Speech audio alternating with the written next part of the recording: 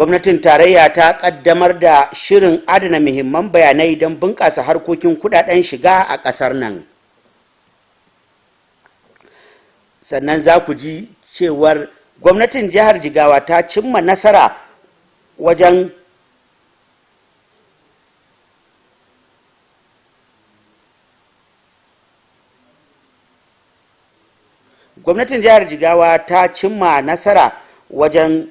horar da malaman tsangaya guda 150 inda suka samu takardar girmamawa ta karatunsu.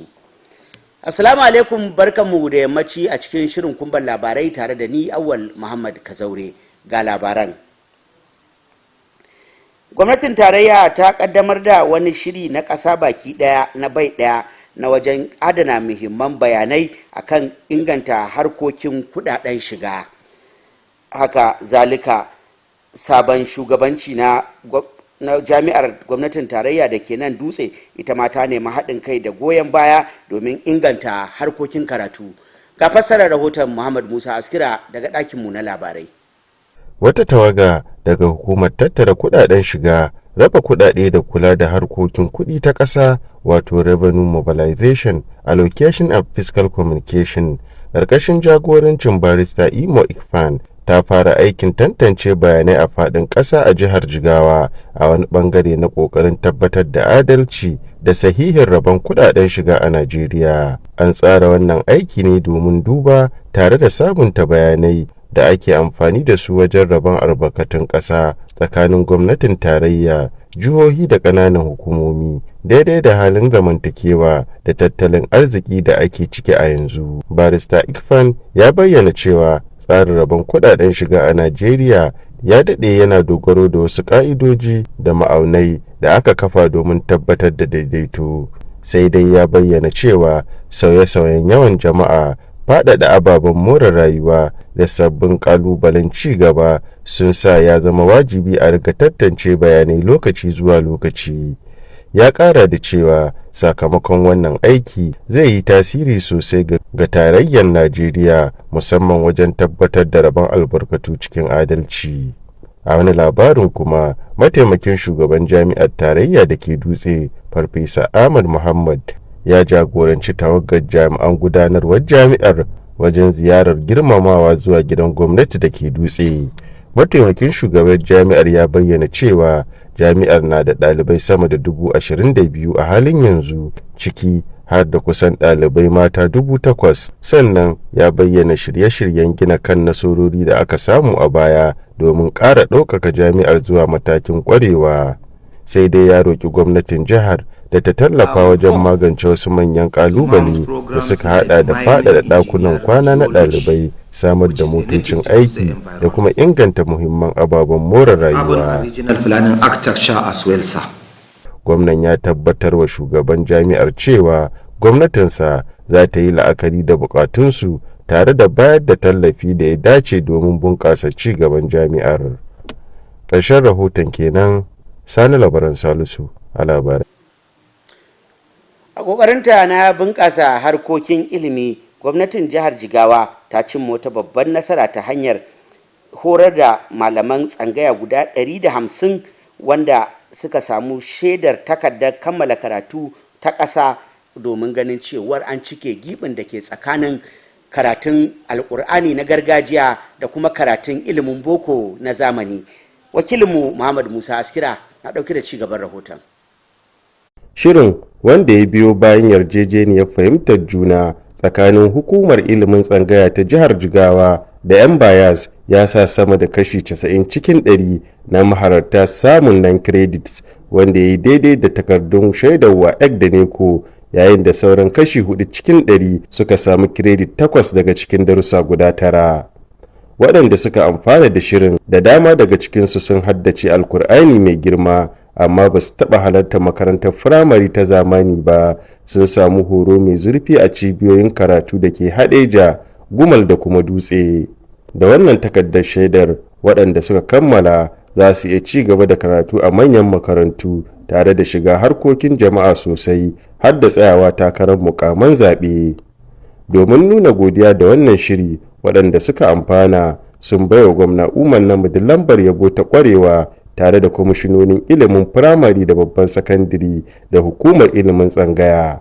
Gwamna Namadi ya bayyana wannan nasara a matsayin abin tarihi da ba taɓa gani ba, sannan ya sake jaddada aniyar gwamnatinsa ta faɗaɗa shirin domin baiwa ƙarin alarammomi dama a faɗin jihar. Ya ce wannan shiri na ɗaya daga cikin manyan ƙoƙarin haɗa ilimin addinin musulunci da na zamani domin gyara tsarin tsangaya da yadda zai taimaka wajen ci gaba mai ɗorewa. Kuma wannan ya nuna mana cewa wannan program ɗin wani abu ne da ya kamata a ci gaba da yin sa. So insha Allah a matsayin da za mu ci gaba da wannan program za mu zo na karamar nasara wannan program ɗin da kuma wannan ya nuna mana cewa wannan abin idan muka ci gaba da yin sa zai zame mana wata garkuwa a jihar Jigawa. Wasu daga cikin waɗanda suka kammala shirin sun bayyana farin cikinsu, suna mai cewa shirin ya ba su damar iya karatu da rubutu cikin turanci da larabci tare da koyon dabarun amfani da kwamfuta na asali. Mun tambayi masana tarihi, lalle sun ba mu tarihi a ilimi dai ba a taɓa wadda gwamnati ta tsaya ta kula ta kuma yi abin da ya dace irin wannan ba. Lima kama bihi fi iradatihi wa insha'ihi ala hadal barnamij al-mubaraka alladhi yuwahidu lil qur'an dihilizin على شهادة ثانوية في اللغة العربية والدراسات الإسلامية، ونسأل الله تعالى أن يبارك فيه وآله ويدول بقائه وسلانه. والسلام عليكم ورحمة الله تعالى. أخوكم آدم لمن دقنا مواليات غري لوكال غما ولاية Jigawa. Ƙarshen rahoton kenan. Sani Labaran Salisu a labaran NTA. Nigeria for Women Project shiyar jihar Jigawa ta samu nasarar kammala bayar da horo da ta yi wa mata wajen ganin cewar an horar da su akan kasuwanci na zamani da kuma kasuwanci wanda yake tafiya daidai da abubuwan da duniya ke ciki. Wakiliyarmu Hauwa Haluru Haruna ta rawaito cewa horon da aka ba wa matan na kwana 6 an samu nasarar horar da mata 131 daga mazaɓu wanda su ne za su assasa shirin a mazaɓu. Ga rahoton. Yayin da suke jawabi a wajen taron, jami'an na Nigeria for Women Project na jihar Jigawa sun bayyana cewar an tsara wannan horo ne domin ba wa mata muhimman dabaru yadda za su tafiyar da sana'o'insu ta hanyar zamani da kuma fasahar yanar gizo domin ƙara wa sana'o'insu armashi. Sun bayyana cewar inganta ilimin harkar kuɗi da na fasahar zamani tsakanin mata masu ƙananan sana'o'i da 'yan kasuwa zai taimaka kwarai wajen inganta sana'o'in nasu da kuma samar musu da 'yancin kai ta fuskar tattalin arziki. A cewar jami'an na Nigeria for Women, an horar da matan guda 131 kan dabarun adana kuɗi na zamani da kuma yadda za su yi amfani da dandalin sada zumunci da na'urorin zamani domin gudanar da kasuwanci cikin tsaro da kuma samun riba mai yawa. A yau muna kokari ne muna training in word facilitators akan financial literacy, yadda mata za su yi gudanar da ayyukokin sana'ansu, yadda za su sarrafa sana'o'insu, kuma yadda za su gudanar da ayyukoki da ya shafi kudadensu.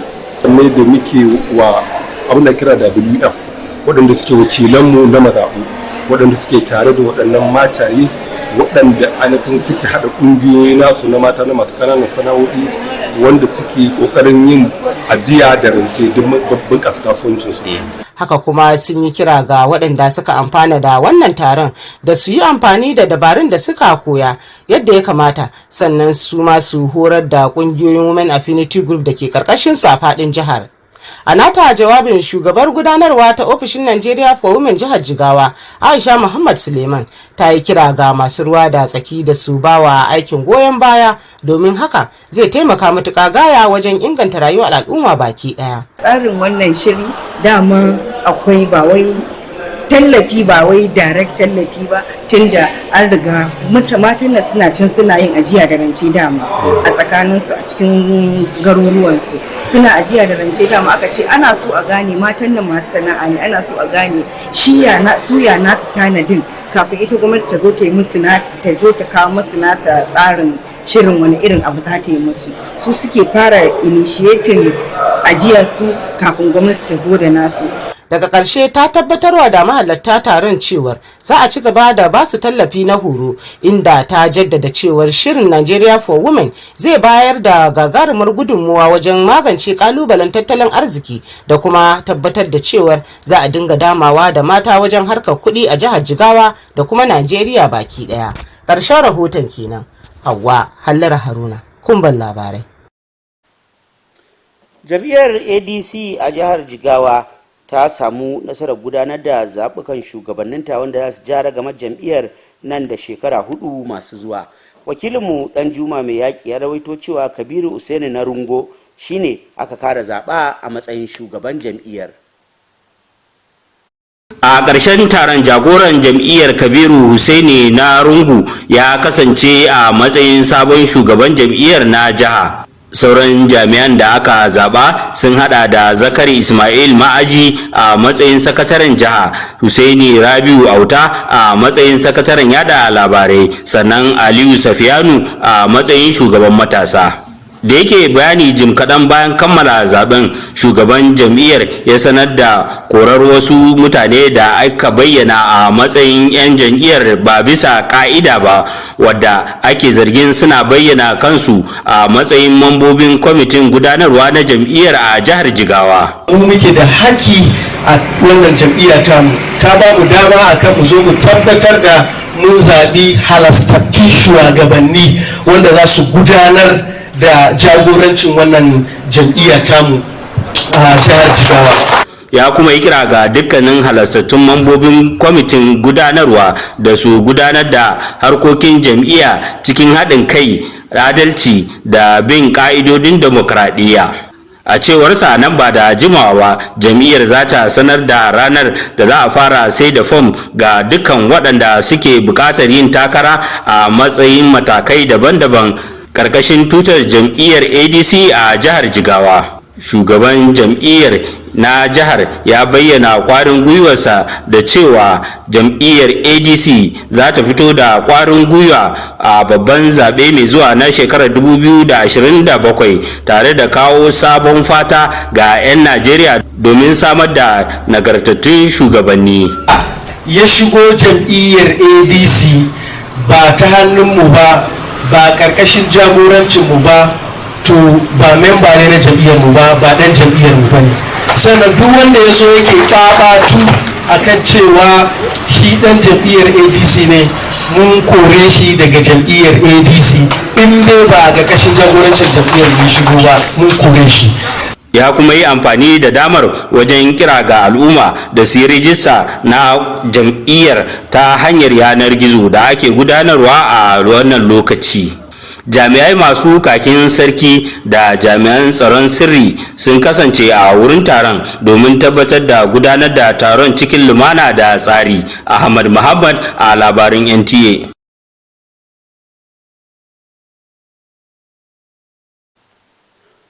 Wannan muka kawo ƙarshen labaran namu, mu kwana lafiya. Allah shi ba mu alherinsa.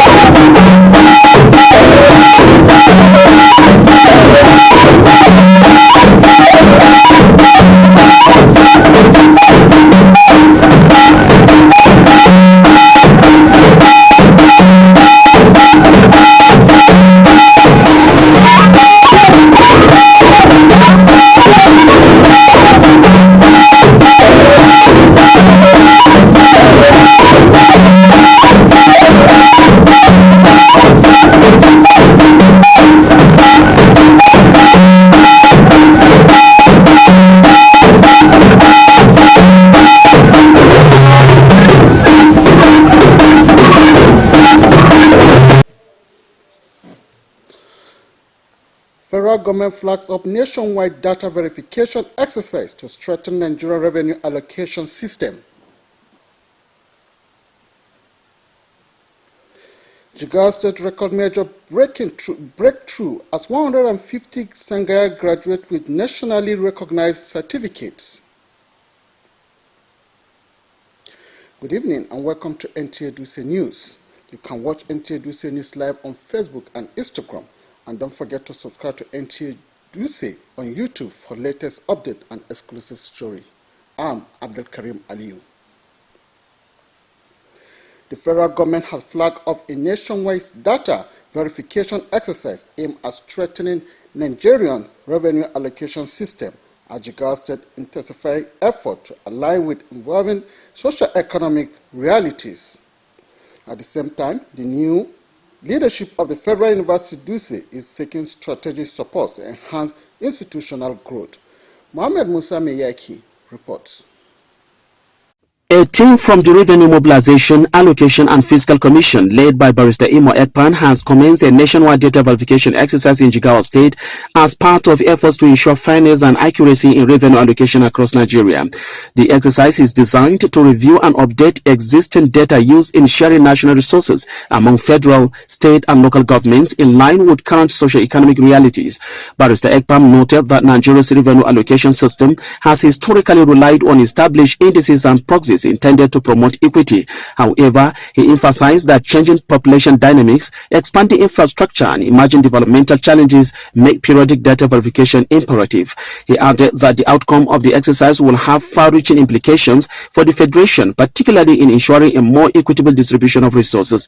The ongoing review of the revenue allocation formula has reached an advanced stage, and it has become necessary to validate the integrity and accuracy of the data that will ultimately inform the distribution of revenue across the Federation. Your work and activities reflects on every citizen of this country.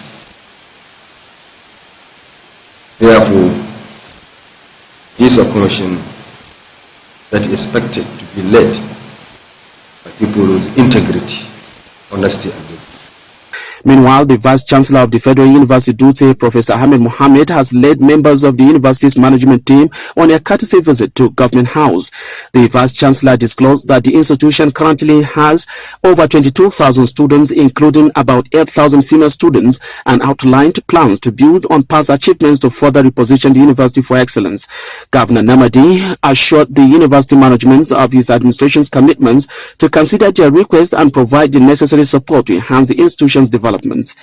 In Dutse, Muhammad Musa Askira, Nta News. In a continued effort towards educational inclusion and reform, Jigawa State has recorded a major breakthrough as 150 Sangaya teachers graduate with nationally recognized certificate, bridging the gap between traditional Quran learning and formal education. Muhammad Musa Askira reports. The program, which followed a memorandum of understanding between the Jigawa State Sangaya Education Board and the National Board for Arabic and Islamic Studies, saw over 90% of the participants obtaining 9 credits equivalent to WAEC and NECO certification, while the remaining 4% secured 8 credits across 9 subjects. The beneficiaries, many of whom had memorized the Holy Quran but never attended formal primary education, underwent rigorous training at study centers in Hadija, Gumel and Dutse. With the certification, the graduates can now pursue higher education and participate more actively in civic processes, including contesting elective position. In recognition of the initiative, the beneficiaries presented awards of excellence to Governor Umar Namadi alongside the Commissioner for Basic Education and the Executive Secretary of the Sangaya Education Board. Governor Namadi described the achievements as unprecedented and reaffirmed his administration commitments to expanding the program to accommodate more alaramas across the state. He noted that the initiative is part of broader efforts to integrate Islamic and modern education aimed at transforming the Sangaya system for sustainable development. This is the type of program we will continue because we have seen its impact and it makes us proud. This capacity building promotes accessibility by the alumnus and step-down training in their respective Sangaya centers. Some of the graduates expressed delight, noting that the program has equipped them with the ability to read and write in English and Arabic, as well as basic computer skills. Attended to 6 months. Today I come to the government house. When I collect my result, for hand to my governor. The initiative marks a significant step in aligning traditional education with contemporary standards, opening new opportunities for lifelong learning and societal participation. In Dutse, Muhammad Musa Askira, Nta News. The Nigerian for Women project, Jigawa State chapter, has concluded strategic empowerment program aimed at bridging the digital and financial gap for women entrepreneurs. The training, financial literacy, business planning, and basic digital skill focuses on transforming traditional market practices into modern, tech-driven businesses. Hawa Haliru Haruna reports that the 6 days training for 131 ward facilitators, with the team empowering women through financial inclusion as sustainable livelihood, was held at the Manpower Department Institute, Dutse. The report. The Jigawa State Project Coordinating Unit of the Nigeria for Women project has launched a new drive to modernize small-scale businesses owned by women. Organizers stated that the initiative is a deliberate effort to provide women with the tools needed to scale their businesses, integrate digital solutions, and maximize their profit margins. Officials highlighted that bridging the literacy gap is essential for building business reliance and promoting economic self-reliance among market women in the state.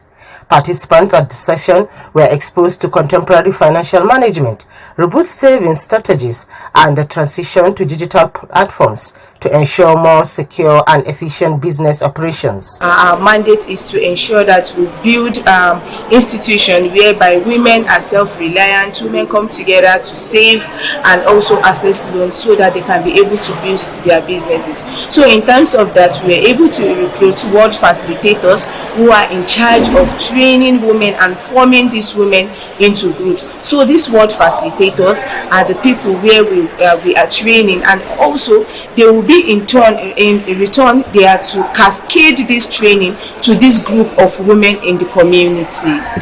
How to utilize what they are getting and what they are doing in their business so that they can accelerate and being at the on top of their business so that they can be able to get more profit. The project team urged the beneficiaries to act as ambassadors of the program by stepping down the training to women affinity groups in their rural clusters, ensuring the knowledge reaches the grassroots. Lending her voice to the call, the head of operations, Aisha Muhammad Suleiman, encouraged stakeholders to align with the project's mission, citing its vital role in improving local livelihoods. And I want to appeal to the family members in the community that they should be allowing their spouses to join the women affinity group, as we have been moving to the community to sensitize them on the impact and the importance of women joining the work group for the savings and loaning. She affirmed the project's dedication to providing a support system for the participants, noting that this effort are central to overcoming economic hurdles and achieving total financial inclusion across Jigawa State. Hawa Halera Haruna, NTA News. The African Democratic Congress Party, ADC, in Jigawa State has successfully held its state congress by electing new executive members to lead the party for the next 4 years. Danjuma Miyaki reports that Kabiru Hussein Norongo was re-elected state chairman. The report. At the end of the Congress, Kabiru Hussein Norongo emerged as the new state chairman of the party. Other officials elected during the Congress include Zakari Ismaila Maji as state secretary, Hussein Rabiu Auta as publicity secretary, and Aliu Sefianu youth leader. Speaking shortly after the exercise, the newly elected leadership announced the expulsion of individuals described as illegal members who had allegedly been parading themselves as members of the party's executive council in the state. The leadership also called on all lawful executive members to conduct party affairs with unity, fairness, and adherence to internal democratic principles. Today's Congress is therefore not only lawful, but also a victory for democracy, justice, party unity, and internal democratic principle.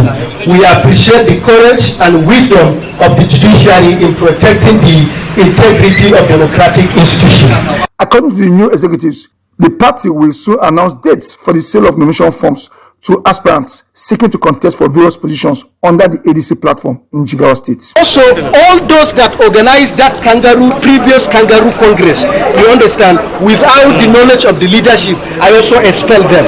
I hope you are getting me. So all those people, they are not members of my party. I don't know them. I don't know when they came into the party, so I expelled them. They are not members of my party.